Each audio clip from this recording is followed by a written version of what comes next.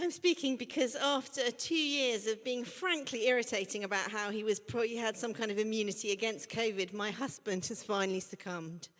Just to let you know, that's not a good thing because now he's just a patient and that never goes well. Anyway, he's all right. But he also then woke up, he has this really quite bad allergic reaction, so he's also woken up with the inability to speak. So all things considered, I think he was never going to give this talk. But anyway, he sends his love, and you have me giving the talk. Yay. Hooray, exactly. Hooray. What could go wrong? Nothing. So as you all know, this is the second week, well, as you all know if you came last week, it's the second week of when we take time to consider, like twice a year, our giving,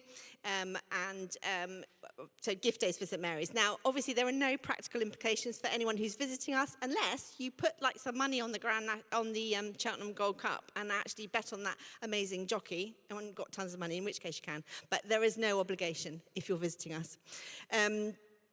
John has called this talk Bigly Generosity, which is picking up on a word invented by a thankfully now former president of the United States. Oh, actually, Tash, can you bring the Bible? Sorry. Thanks. So I'm going to read the passage. It's from Luke 21. It's a short passage. And the testimonies were amazing. It's always amazing, isn't it? It's always good to hear stories of how God interacts in our lives and stories which we wouldn't otherwise know. And, you know, it is a bit nerve-wracking when you stand up here if you're the map person thinking, I hope someone comes up. And then we have these stories and, you know, we see God at work in all of our lives. And that is always, I think, really moving for us. So the passage is Luke 21. It's called The Widow's Offering. As Jesus looked up, he saw the rich putting their gifts into the temple treasury. He also saw a poor widow put in 2 very small copper coins. Truly, I tell you, he said, this poor widow has put in more than all the others. All these people gave their gifts out of their wealth, but she, out of her poverty, put in all that she had to live on. So that's not a very long reading. What do we think Jesus wants us to learn from this story? The story of the widow's mite, as it's often called. It's in both Mark and it's also in Luke. And it's sort of, in Luke, it's the beginning of the final stage of the final kind of bunch of Jesus' teachings. John didn't write that. I'm going off script. You'll be able to tell. But they both record it. So it's a section of really important public teaching. It involves, as you can see, I'm back on script, and it involves a widow's gift. And she doesn't really appear, on the outset, on the surface, she doesn't really appear to give very much. And yet she really does. So this is what's happening. Jesus is sitting with his disciples near the temple. He's watching people depositing their money into the offering receptacles. And it's in the court of women in the temple, and it held 13 receptacles. So I just find I was thinking, you know, when we have places you can give money, we have receptacles, places you can give money. Things haven't changed a lot, have they, in 2,000 years? So there are 13 receptacles in the temple where you could give money, and people would kind of walk up and maybe make a big sort of song and dance about it. And they're watching as a lot of people contributed large sums of money. And then comes along a widow. And she has 2 small coins in her hand. The NIV said she put 2 very small copper coins worth only a fraction of a penny. It's the King James version that used the words mites, but it's not a very accurate Greek translation. Anyways, it's a small, tiny, tiny, tiny amount of money. The smallest denomination that you could probably have. And almost certainly below the level of what was an acceptable gift under the laws of the time. It was also unacceptable to just make one gift, which is why she puts 2 tiny coins in. So the widow, who, as we know, if you've ever read through your Old Testament, you know, there is a sort of a imperative on the people of God to give to the widows and the orphans. That's because there was no welfare state, and if you were a widow, you didn't necessarily have anyone supporting you. So if you're a widow, you're likely to be very poor, and we're guessing that she is very poor without a family to support her. And she puts her coins in the box, and Jesus calls his disciples to specifically draw attention to what she does. I tell you the truth, this poor widow has put in more than all of the others. All these people gave out of their wealth, but she, out of her poverty, put in all she had to live on. Which is pretty reminiscent of Levi's story, just going back to the testimonies. So here's a few points that it might be interesting, good for us to notice from the story. Firstly, we notice what Jesus sees. What is Jesus interested in? And we know that when he tells us when it comes to giving, he's profoundly uninterested in the show, in how self-important it makes us feel. He tells us to, when he's talking about giving, he says, don't let your left hand know what your right hand is doing. In the same way, he would tell us to go off and pray in private. Don't make a big song and dance about your love for God or your spirituality. Just do these things in secret. He has very little interest in religious performance, which really can attract the applause of people.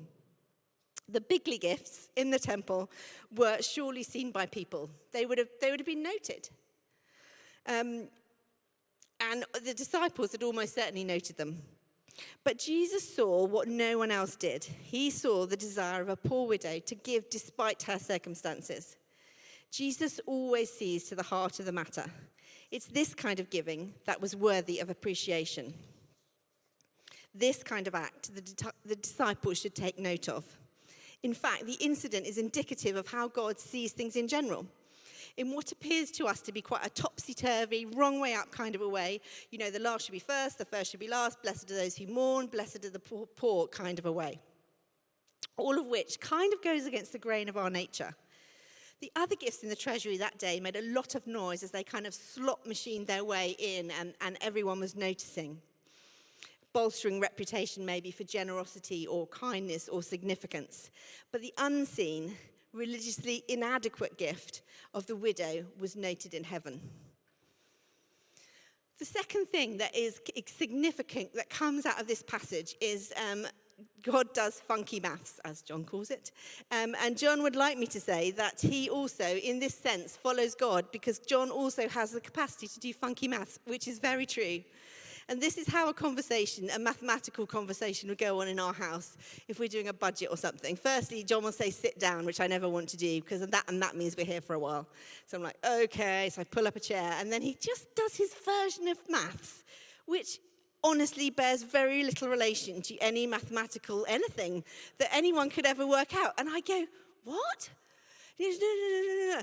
And he'll do it like this, and you're just going, I don't know if you've ever had to help your children do kind of, reception year maths or year one maths, when they start doing chunking or the upside down Christmas tree method, and you know what the answer is, but you genuinely have absolutely no idea how it gets. Well, that's a little bit like mine and Sally's experience of doing maths with my husband. But the interesting thing is, he does curiously have quite a good horse sense for getting it right. So he does get the right answer.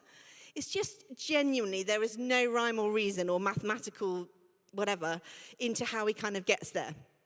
So it's kind of like, in this instance, the widow is not giving more than all these people. Of course she isn't, but in God's funky maths, she is.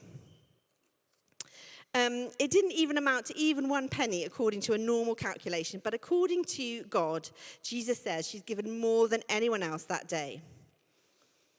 And the difference is one of proportion.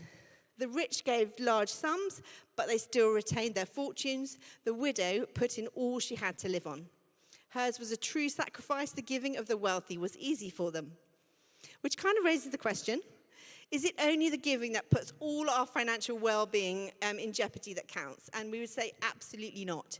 It's crucial that we don't turn Jesus' parabolic warnings. Is it parabolic? Anyway, warnings that in parables, the stories, Jesus' stories, into laws. For instance, you don't actually want to pluck out your eye if you have a problem with lust, but you do want to sort it out. So Jesus will write things big to get the message across to us. So the wealthy definitely needed to sort out not relying on their wealth in life, but relying on God like everyone else. They need not to boast about their giving or seek a reputation based on their giving, and they, like everyone else, need to learn how to give as the Spirit leads, whether the amount is comparatively small or comparatively large. So the widow's giving was a reflection of her wholehearted devotion to God, whereas the kind of show-off giving of others that day was a reflection of their wholehearted devotion to maybe themselves or their reputation. Money has a lot of power, doesn't it? We worry about it, we fantasize about having more of it, we get carried away by it, we let it control us. In short, we give it God-like dominion over our lives. But Jesus says you cannot serve God and mammon, a saying that characterizes money as a spiritual power. Our hearts have room for only one true devotion, and money is a serious rival. That's why it's so important to get this issue under control, under God's control. Thirdly, once again, Jesus likes giving by faith. Something that we know that in St. Mary's people are really, really good at. Many stories begin in a similar way to the stories we had today. You know, I hadn't got much. I had £10 in my pocket. I had £20 in my pocket. But I felt God tell me to give it away. That is a very common story. So that people are not necessarily giving out of massive, excess. They're giving these small amounts. And she herself would almost certainly have needed financial support, yet it was in her heart to die. She felt it was the right thing to do to give. And although the amount was negligible, she trusted that would please God and that he would use it. And so not only does she give despite being in need, but even more, she gives the last of her money. So it's reminiscent of the widow in 1 Kings 17, and the widow of Zarephath. And she gives away kind of the last of her ability, again, like Levi. There's a story, there's many stories that kind of come from it. There's a Christian festival called New Wine, which we have gone over the years to, and they gather once a year. It used to be in Somerset, it's now in somewhere, Milton Keynes? Peterborough, that's right. Anyway, always amazing stories. When the people of God gather, you just get amazing stories of faith. So at New one year, there is a giving talk. The mother and her teenage son hear the talk. They're there without her husband's at home. And they decided that they'd give £20. Now, there's a lot of people at New Wine, about 10,000 people. The average, they take collections, then they might get about 250,000. So £20 isn't very much in the overall scheme of things, but £20 for this woman was a huge amount of money. The son during the week had earned £20. She had £45 with her and a further £40 in her bank account, which did not basically give her enough money to feed them for the duration of the week and or to get petrol to get home. But she felt it was the right thing to do, so she gives the money. She phones up her husband. I don't quite know how the conversation went, but he tells her that someone has put £1,000 in their bank account that night or that day. And the son turns to her. I think the son wanted her to give away all the money. And he's like, you see, you can't outgive God. And then we hear story after story after story about that. I love Kat's story of the cat. It's just, I think God goes out of his way to answer prayers like that. Because you know what? Why is it important? Because he wants us to know that we can trust him. That's the whole important thing about it. Can we trust? Do we have faith in God? Because you know what? When things get really difficult, that's what we need to know. It's our relationship with God that's way more important, really, than what we're giving. But it's indicative of it, and it's a way that God can show us that he can be trusted. So did the widow leave the temple completely destitute and home and die of starvation? I sincerely doubt it. We don't know the rest of the story because she doesn't, we don't hear from her. But it's likely that something would happen that just like the widow in 1 Kings 17, that God then provides for her. We would kind of expect that, wouldn't we? Jesus commenting on the widows, just before Jesus comments on the widows giving, he derides the scribes who devours widows' houses. So it's the sort of comparison between the Pharisees and the scribes. They would kind of not necessarily go out of their way, but they definitely would not care about supporting widows, supporting the orphans. So there's something that's kind of messed up about the whole religious sort of setup, if you like. But God sees, God knows, and God provides. We're told in 2 Corinthians 9:7, God loves a cheerful giver and that he will faithfully take care of his own. And we know that many people here can bear witness to that. So just another story, another one from New Wine, in fact, to make the point that God can definitely be trusted. I think this was at Venue 2 when we were running Venue 2. So there's about 3,000 people, something like that, in the venue. And a couple came up to give a testimony and sort of let slip, really, that they were having their honeymoon at New Wine, which, as lovely as New Wine is, it's not necessarily the place you want to have your honeymoon in. So I think John felt like, actually, that's quite sad. And whether they said something about, that was all they could do. Anyway, so he decided that it would be good to do a collection and for these people, but there had already been, because it's a big organisation, there are set days that you do collections, and people had already given large sums of money the night before, and so he was thinking, if we could get them £700, then maybe they could go away for, 2 or 3 nights or whatever. Anyway, so just asked if people can, give money in the meeting. They certainly could, and they gave £3,500. And then someone, I think was a pilot or something, had some connection to an airline industry, and so offered to fly them. So they now have £3,500 and flights to go on honeymoon. Amazing. But more interestingly, I would say, and unbeknownst to anyone actually there, they were about to stop everything they were doing and set up a church.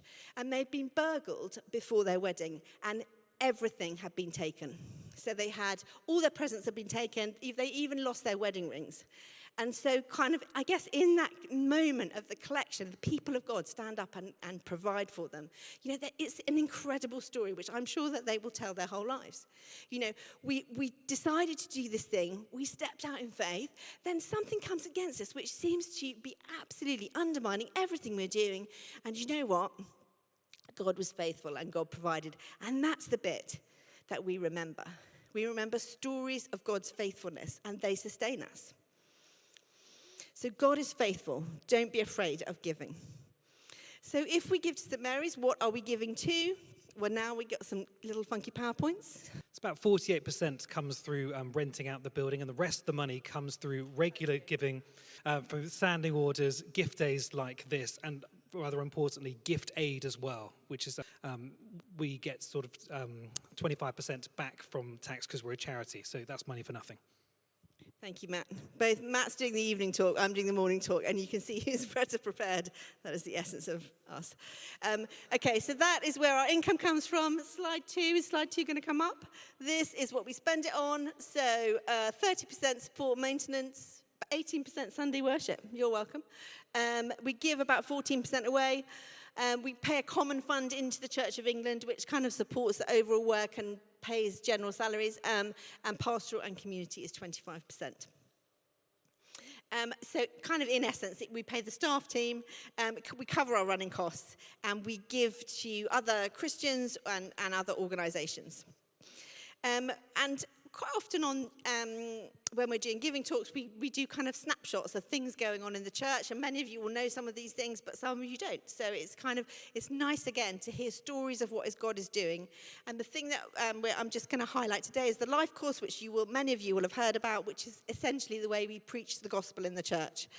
And as you all know, we kind of really focused on us being brave enough to invite people to the life course and to bring people to the life course. And it was an amazing response for this current course. So 110 people signed up to say they wanted to be involved in the course. And we've had and 80 people have turned up in one or more of the sessions. So that's quite a lot of people.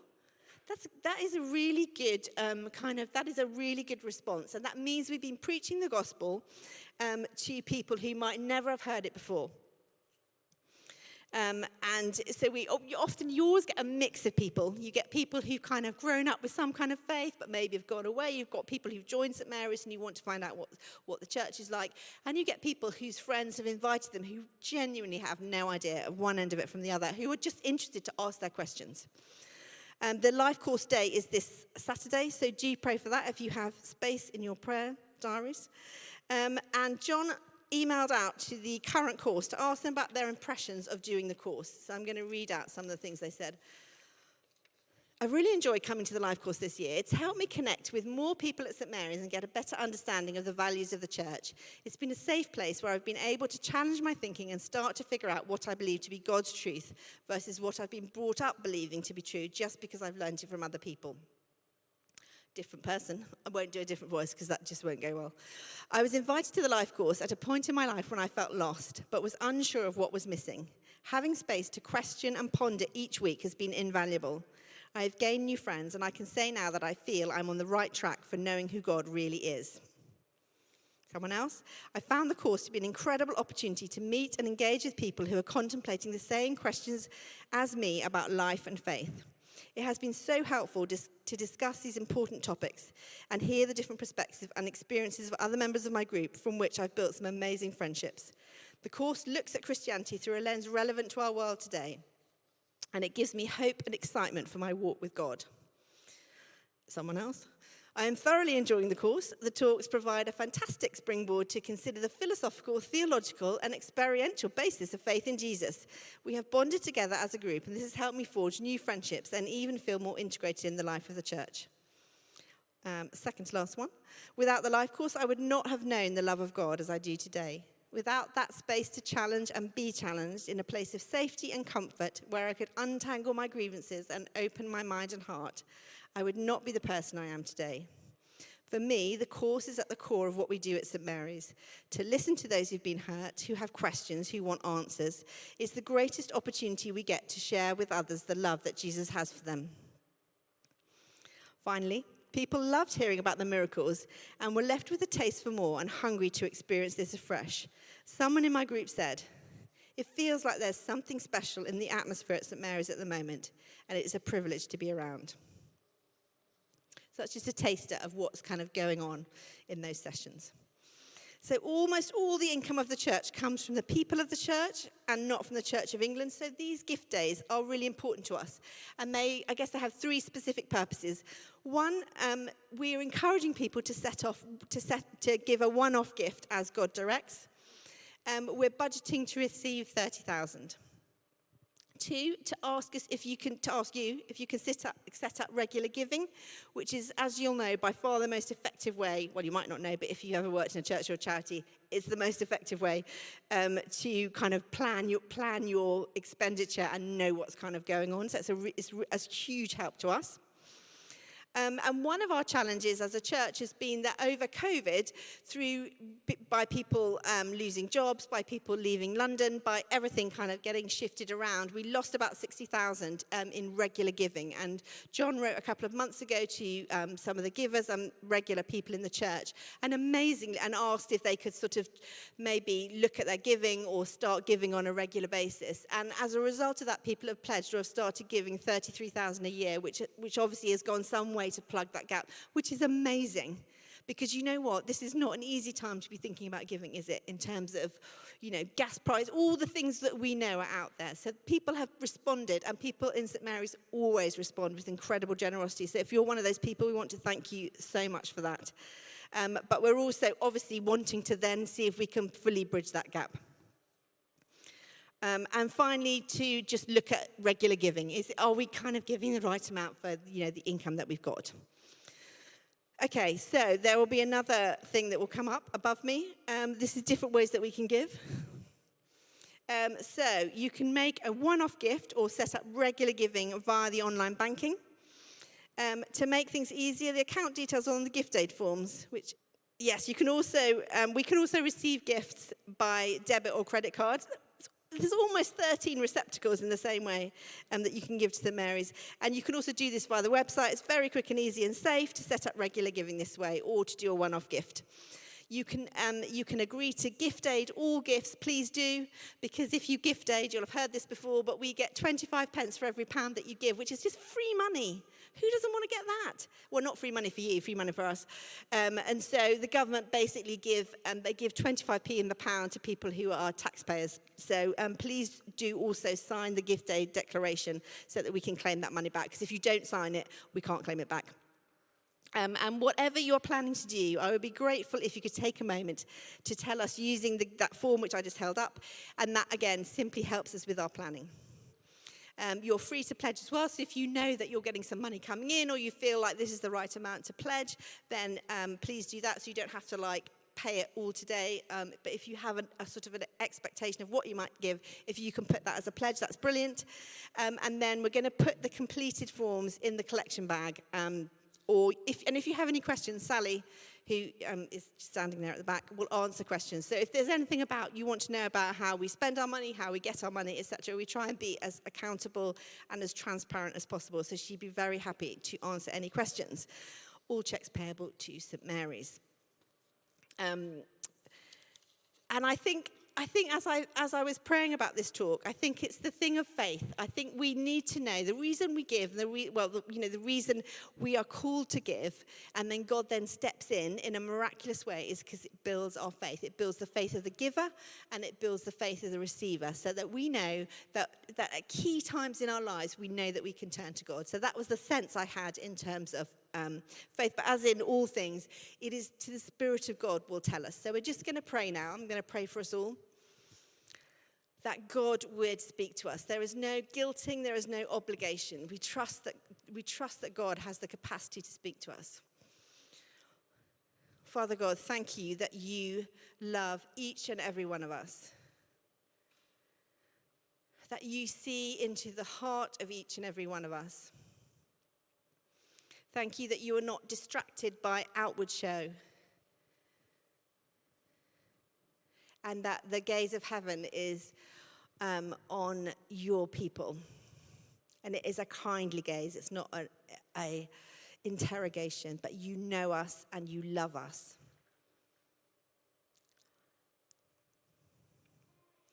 And we just ask you now that if for people who you are calling to give at this day, at this time, that you would just give us a sense of a good amount to give, the amount that you want us to give. That we don't do it out of guilt or obligation, but we do it with a sense that you are speaking to us.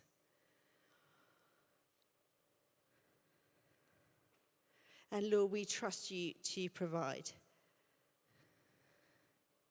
We have seen the goodness of God.